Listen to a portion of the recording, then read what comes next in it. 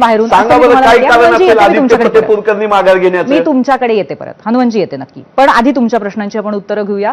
अवधूतजी, तुम्ही ऐकलत काय काय आरोप केलेत, तुमचं उत्तर काय?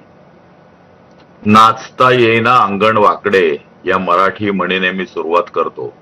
सातत्याने अपयशी ठरणाऱ्या नेत्याच्या नेतृत्वाखालील पक्ष यापुढेही कधीही सफल होणार नाही.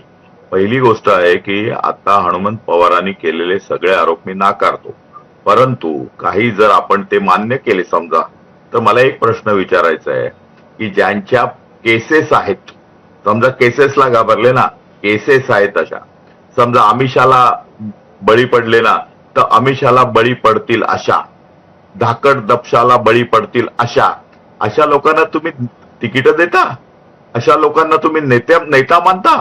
जी माणसं अशा छोट्या मोठ्या गोष्टीला बळी पडतात, अशी लोक, खोगीर भरती लोक, ही जर तुमच्या पक्षातर्फे विधान परिषदेचे तुमचे उमेदवार असतील, यावरून तुमची इमारत किती पोकळ ढाच्यावर उभी आहे, तुमच्या प्रत्येक विटा किती भुसभुशीत आहेत हे कळतं.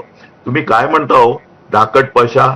19 महिने 1,30,000 लोक आणीबाणीमध्ये आतमध्ये होते, त्यांनी कधी आपला पक्ष सोडला नाही आणि इंदिरा गांधींना 77ला हरवलं 19 महिने तुरुंगात राहून.